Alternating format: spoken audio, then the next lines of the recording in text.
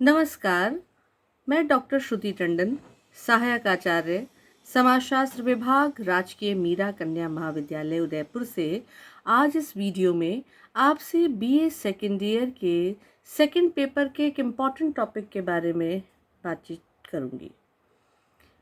इस टॉपिक का नाम है पीढ़ी संघर्ष, जिसे अंग्रेजी में जनरेशन कॉन्फ्लिक्ट के नाम से हम लोग जानते हैं।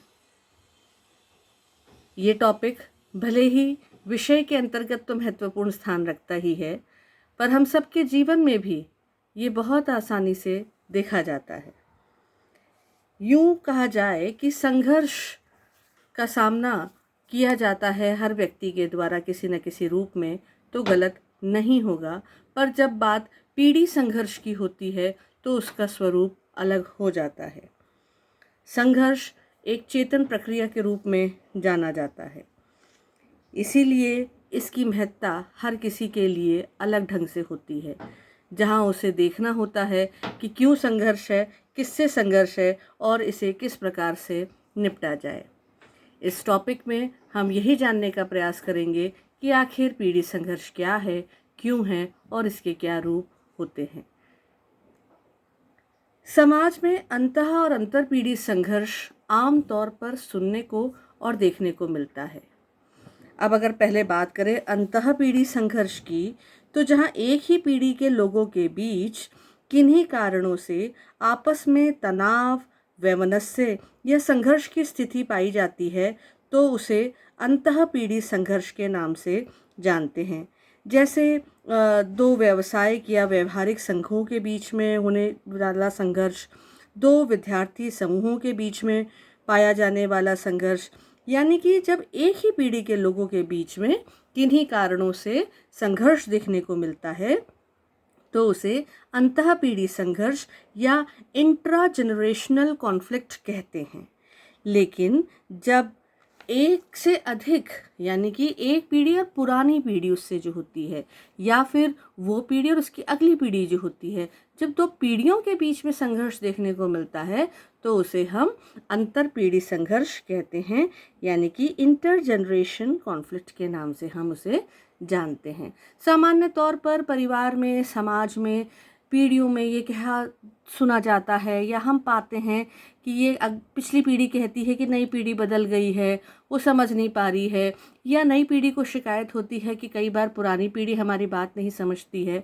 तो यदि परिस्थितियां अनुकूल चलती रहें, माता पिता का पूर्ण सहयोग मिले, बच्चों के संग सामंजस्य बना रहे, तो टकराव की स्थिति देखने को नहीं मिलती है।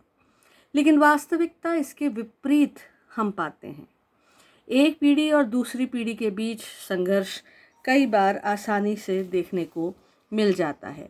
पूर्ववर्ती पीढ़ी के साथ स्वस्थ संबंध स्थापित करना किशोर और प्रौढ़ जीवन का एक महत्वपूर्ण मनोवैज्ञानिक कार्य होता है, जो कि सरल नहीं होता। दीर्घकाल तक किशोर अपने माता पिता पर निर्भर रहता है।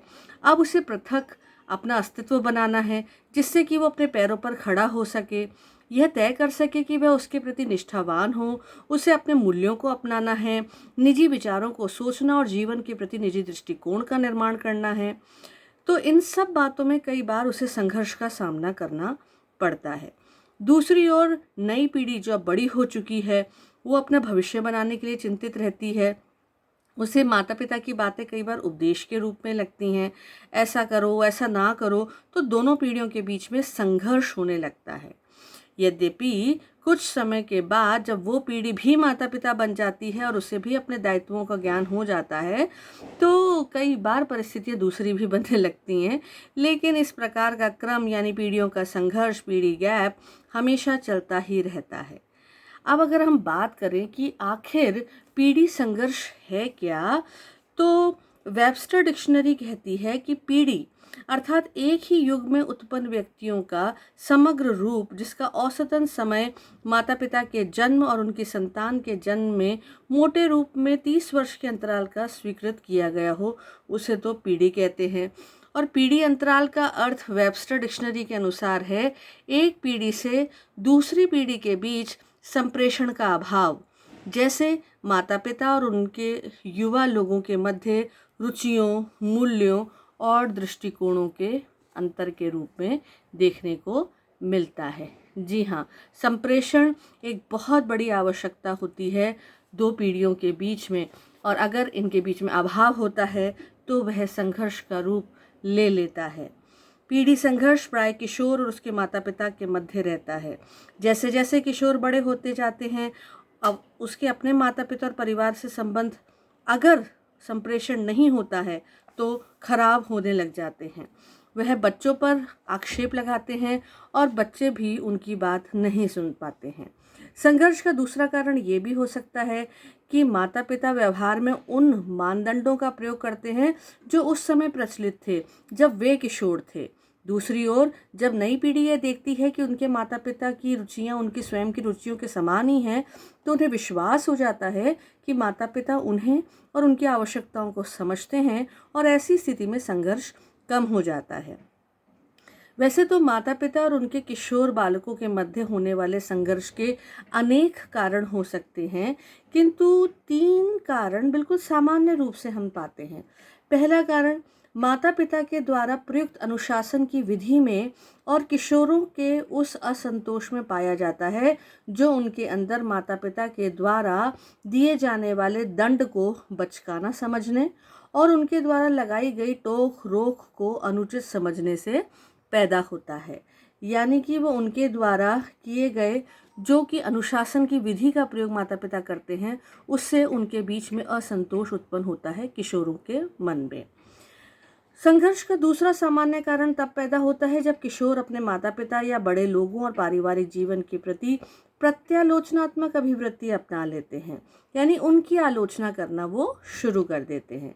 और संघर्ष का तीसरा कारण किशोर के नए सामाजिक जीवन से पैदा होने वाली समस्याओं से संबंधित होता है। इस प्रकार से देखा जाए तो यह कुछ प्रमुख कारण बन के सामने आते हैं जहां पर माता पिता और किशोरों के बीच में संघर्ष देखने को मिलता है।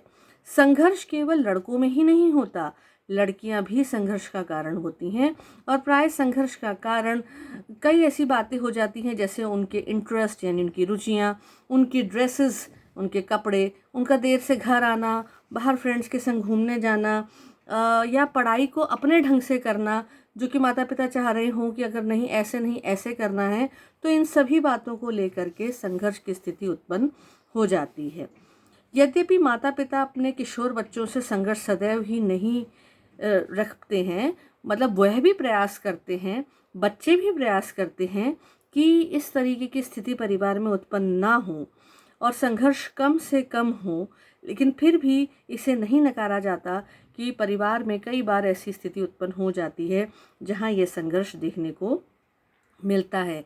जैसे जैसे बच्चे बड़े होते जाते हैं तो वे भी जान जाते हैं कि बच्चे अब बड़े हो गए हैं और अपना भला बुरा समझने लगे हैं, तो वे उन्हें अधिक अधिकार देने लगते हैं और साथ ही उनसे ये आशा करने लगते हैं कि वे भी अपने परिवार की जिम्मेदारियां संभालें और उनसे समायोजन कर लें। जैसा व्यवहार किशोर का अपने माता पिता के साथ होता है, उसके अनुसार ही उसका उनके प्रति व्यवहार होता है। यदि उनके संबंध मधुर होते हैं तो परस्पर तादात्म्य अच्छा होता है, किंतु यदि संबंधों में एक बार कटुता आ जाती है तो उसे बदलना बड़ा कठिन हो जाता है। इसीलिए पीढ़ी संघर्ष में समायोजन का बहुत ही महत्वपूर्ण स्थान होता है।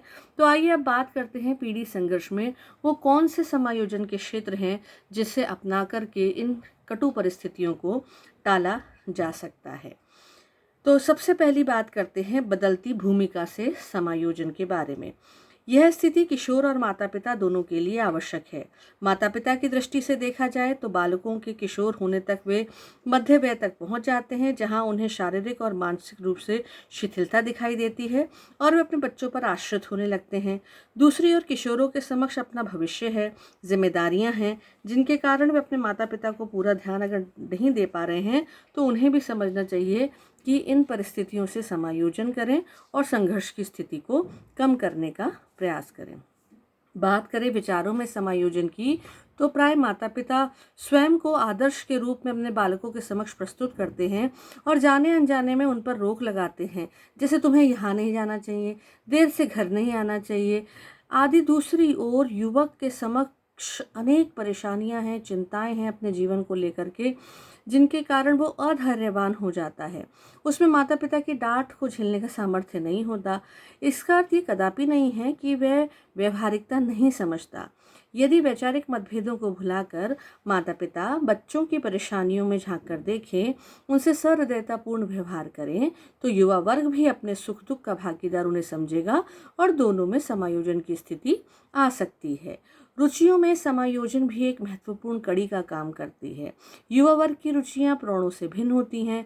मित्रता में विश्वास, घर से बाहर रहना, पैसे खर्च करना, मनोरंजन के नए नए क्षेत्र देखना उनके पसंदीदा कार्य होते हैं, जबकि माता पिता की रुचियां इस उम्र तक नई हो जाती हैं, बदल जाती हैं। इसीलिए बहुत आवश्यकता है इस बात की कि दोनों ही एक दूसरे की उम्र में झांक कर देखें और इस बात का एहसास करें कि किस प्रकार से बच्चों की रुचियों के साथ बड़े समायोजित हो सकते हैं और बड़ों के संग बच्चे हो सकते हैं, जिससे कि परिवार में सामंजस्य बना रहे। बात करें दृष्टिकोण में समायोजन की, तो युवा वर्ग चाहता है कि उनकी ज़िंदगी में किसी प्रकार का हस्तक्षेप ना हो, अपने भविष्य के फैसलों को वह किसी की दखल से ना लें। उनमें अदम्य साहस, उत्साह और ज़िंदगी में आगे बढ़ने की चाहत होती है। दूसरी ओर माता पिता समझते हैं कि वे जैसा चाहें उसी प्रकार उनके बच्चे ज़िंदगी का सामना करें। दोनों का नज़रिया अलग अलग होता है। यद्यपि दोनों ही चाहते हैं कि उनका भविष्य सुदृढ़ हो। यदि दोनों एक दूसरे के दृष्टिकोण से देखें और उसे समायोजन कर लें, तो टकराव की स्थिति पर नियंत्रण पाया जा सकता है। वस्तुतः दो पीढ़ियों की सोच में अंतर होता है, जो कि एक स्वाभाविक सी बात है, जिसके द्वारा उनमें परस्पर संघर्ष पाया जा सकता है और ये स्थिति हर परिवार, वर्ग और समाज में है।